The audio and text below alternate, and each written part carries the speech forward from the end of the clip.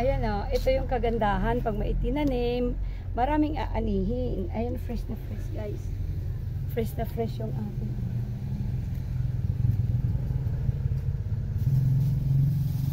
Harvested ko na guys kasi pag gugulang siya, hindi na siya maaano. Hindi na natin siya patuloy.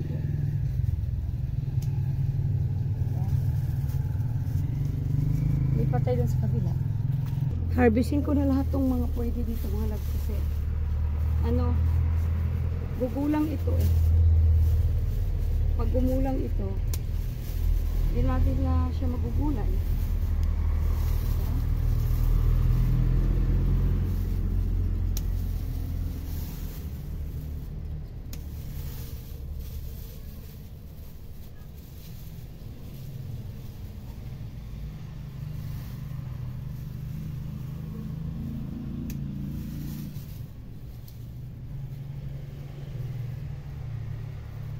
Salamat sa Panginoon at biniyayaan tayo ng maraming bunga yung ating tanim guys.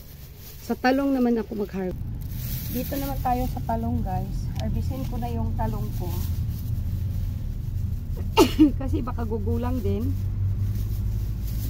Ay nakita niyo yung talong ko oh. Andito sa ilalim oh yung mga puno niya oh ay mga bunga niya ayan oh.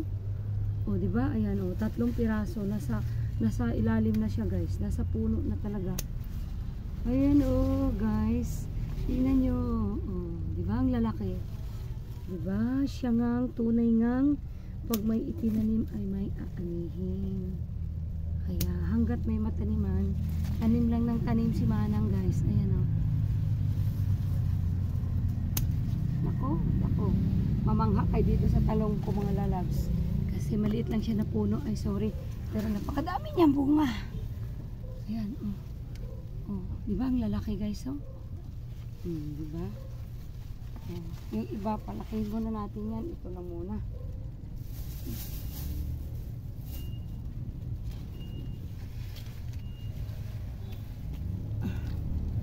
Ito lang muna ang 4 na piraso yung kukunin ko mga loves. Ayan. Kasi yung iba medyo alanganin pa. Ayan oh, palalakihin muna natin yan. Sayang may ilalaki pa yan eh. Ayan ah. May ilalaki pa yan sila. Ayan. Kasi medyo mahaba tong lahi ng talong ko na to guys. Kaya may ihahaba pa yan. Kagaya nito. Ito na muna yung ating iha-harvest. Tapos yung dito ko guys. Ayan o. Pakita ko sa inyo. Namamatay siya. Hindi ko alam kung bakit. Ayan o. Namatay siya. Nakita nyo. Namatay siya. Sayang may bunga siyang isa. Pitasin ko na din yan. Tapos ito. Yung sanga niya na yan. Namatay. Ayan. May mga bunga pa naman. So, pitasin ko na rin yan. Kasi, bago matuyo. Ayan. Putulin ko na rin yung sanga na natuyot, guys. Kasi, mag ano yan. Tutubo din naman ng panibago yan. Magsanga din yan siya guys. Na ano kasi to. Nung maulan na mahangin. Ayun oh, medyo nasira yung ano niya. Pero may bunga siya. Kukunin natin yan. Magugulay pa yan guys.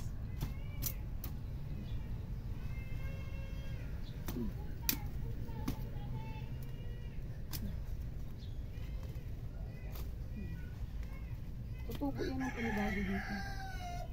Ayun oh, may bago siyang sibol.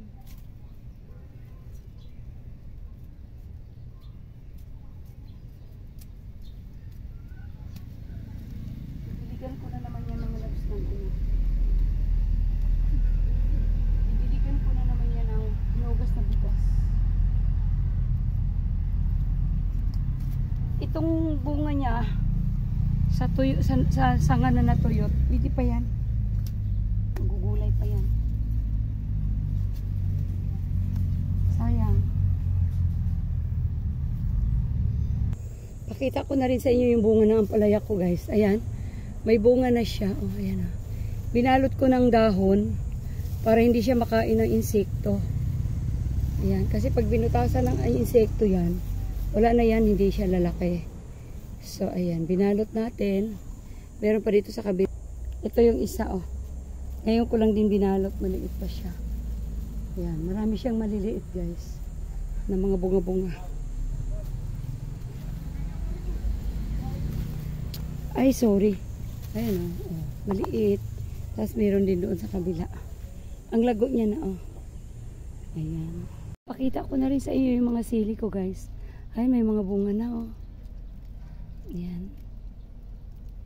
Diba? May mga bunga na siya, oh. Dami niyang bulaklak. Ayan, diba? Magbigay ka ng maraming bunga, ha? May bago din ako ditong tubo na ampalaya, guys. Hindi ko tinanim yan. Tumubo lang yan siya dyan. Siyempre, inalagaan ko na. Ayan, kumapang na siya pataas. Yan na, oh. Oh, diba? Paakit na siya. Yan. Tara na mga loves, uwi na tayo. Pasok na tayo, napakainit na. Ating mga tanim.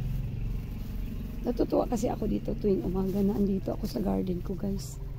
Diba? Nakakatanggal siya ng stress. Titignan yung mga tanim mo na malalago. Ayan, thank you.